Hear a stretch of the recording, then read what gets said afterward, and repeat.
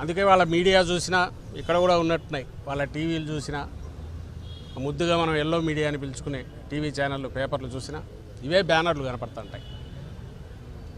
పథకాల గురించి ఉండదు, పథకాలు ఎందుకు చేయలేకపోయామనేది ఉండదు, లేదా మేము ఇచ్చిన హామీ నుంచి తప్పించుకుంటున్నారు అని జనం నిలదీస్తున్న దానికి ఆన్సర్ ఉండదు. ఇవే కనపడుతుంటాయి.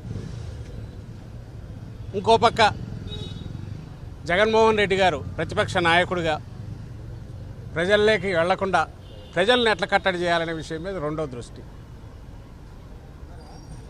మూడవది వీటన్నిటిని మరిపించడానికి ఈయన వారానికి 3 రోజులు ఢిల్లీలోనో హైదరాబాద్లోనో 3-4 రోజులు ఇక్కడ ఉంటే ఆయన విజన్ 2070 గురించో 3010 గురించో చంద్రబాబు నాయుడు గారు అధికారులతో రివ్యూలు. ఇంక ఇది చాలదని ఇప్పుడు సింగపూర్, బహుశా రేపు యూరప్ యుఎస్ కూడా వెళ్తారు.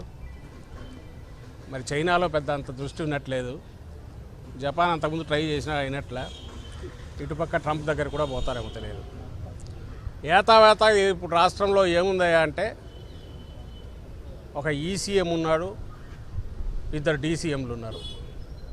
ఈసీఎం అంటే ఎక్స్టర్నల్ సీఎం చంద్రబాబు నాయుడు గారు, 2 డీసీఎంలు, ఒకరు డిప్యూటీ సీఎం పవన్ కళ్యాణ్, ఇంకో డిఫాక్టో సీఎం లోకేష్.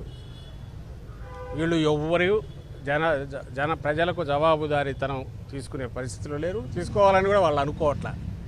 ఎందుకంటే ఈ 4 ఏళ్ళు ఏం జరగదులే, మేమే ఉంటాం, ఆ తర్వాత ఎలాగో ఇది లాస్ట్ చాప్టర్, క్లోజ్డ్ చాప్టర్ అయిపోతుంది. సో ఇక్కడికి సంబంధించినంతవరకు ఎట్లున్నా కూడా ఎవరికి ఆన్సర్ ఇవ్వాల్సిన పరిస్థితి అనే దాంట్లో ఉన్నట్టున్నారు. ఇది ఈరోజు రాష్ట్రంలో పరిస్థితి.